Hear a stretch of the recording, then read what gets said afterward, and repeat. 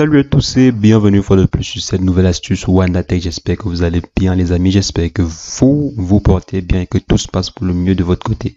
Aujourd'hui nous allons voir ensemble 5 astuces Android que je sais que près de 99% des personnes ne connaissent pas. Donc soit vous ne connaissez pas, soit vous n'utilisez jamais. Donc c'est ce que nous allons voir dans cette vidéo les amis, mais avant j'aimerais inviter ceux qui ne sont pas encore abonnés à la chaîne à vous abonner et cliquer sur la cloche pour recevoir en temps et en heure les prochaines vidéos. Donc on va rapidement aller sur notre téléphone pour voir ces 5 astuces que presque la majeure partie des personnes qui ont un téléphone Android ne connaissent pas.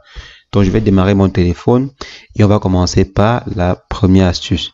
Donc est-ce que vous saviez que sur Android on a la possibilité de pouvoir démarrer l'assistant vocal même si le téléphone est éteint? Ouais, c'est possible.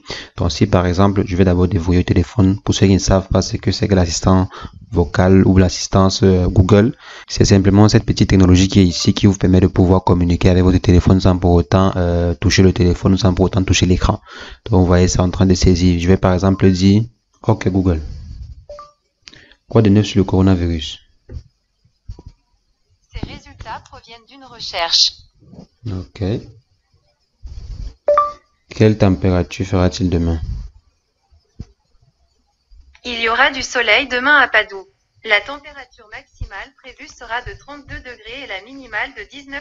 Ok, on a la possibilité de refaire ce même résultat même si l'écran est éteint. Donc si je viens par exemple ici, même si l'écran est verrouillé, vous voyez, on aura la possibilité de pouvoir démarrer l'assistance Google. Donc j'ai déposé mon téléphone, je vais simplement demander à Google de me donner les informations dont j'ai besoin. Oh Google, quelle température fera-t-il demain? Demain, à Padoue, les maxi... Ok, vous voyez, ça reste la même chose. On va prendre une autre information.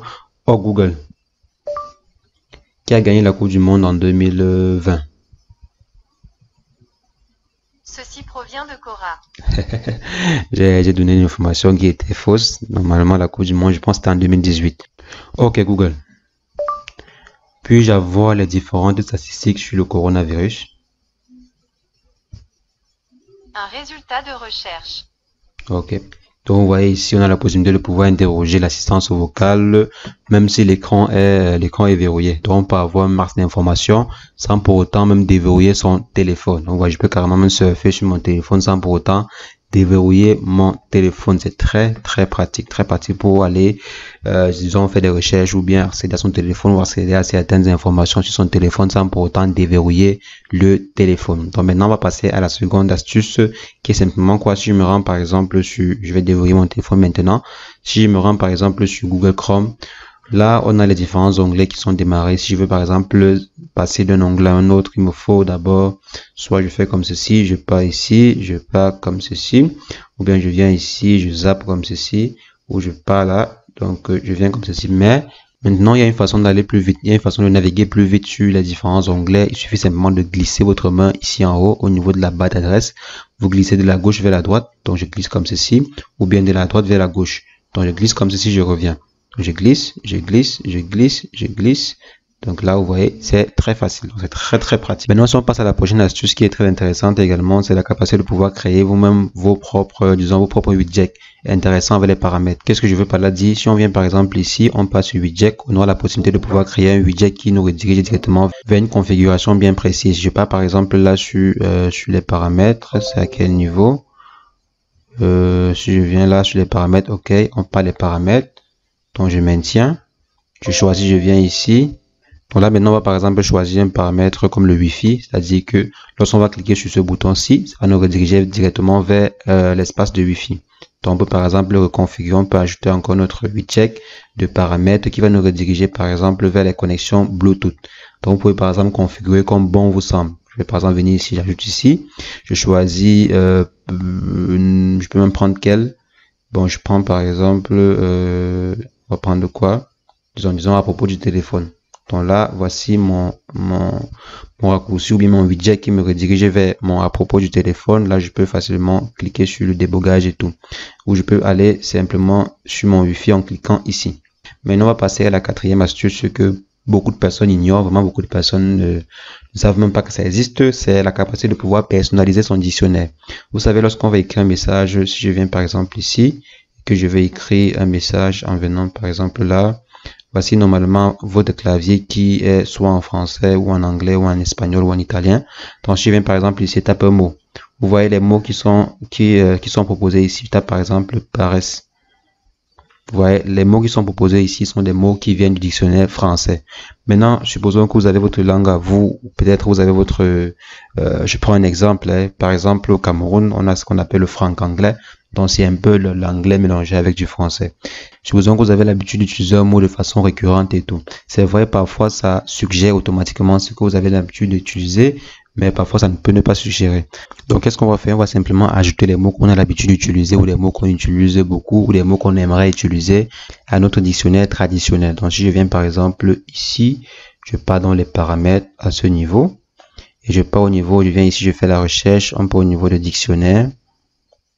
Dictionnaire, je viens ici, dictionnaire personnel. On vient ici, dictionnaire personnel et on passe sur, par exemple, on va dire pour toutes les langues. Disons pour toutes les langues et on va ajouter des mots personnalisés. Je vais par exemple dire quoi? Je vais par exemple dire je dis bullshit, juste un mot comme ça, je sais pas.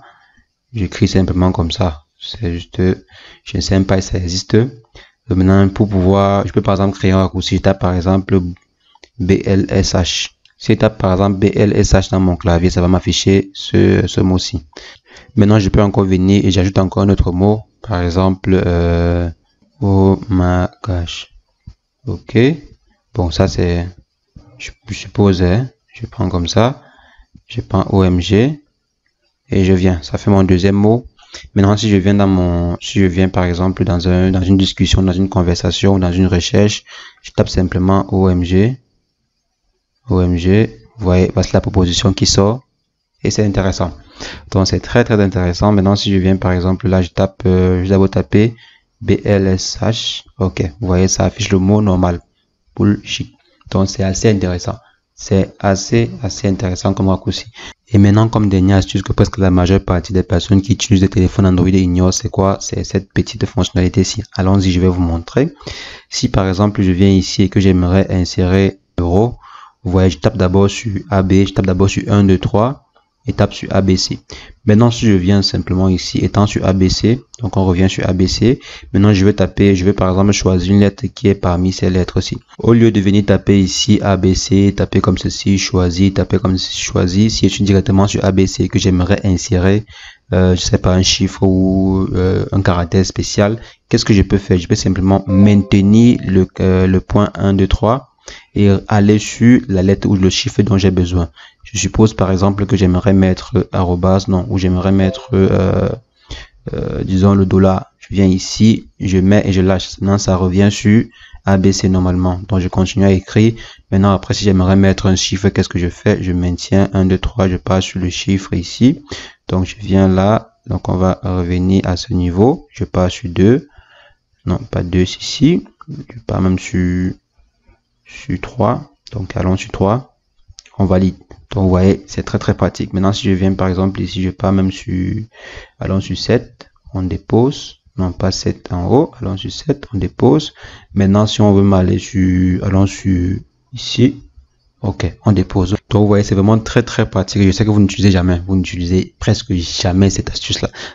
Donc les amis, c'est ce que je voulais rapidement partager avec vous dans cette vidéo. J'espère que cette astuce va vous aider à mieux gérer ou à mieux manipuler votre téléphone. Sur ce, on se revoit demain pour une nouvelle astuce WannaTech. En que temps, portez-vous bien. Ciao, ciao.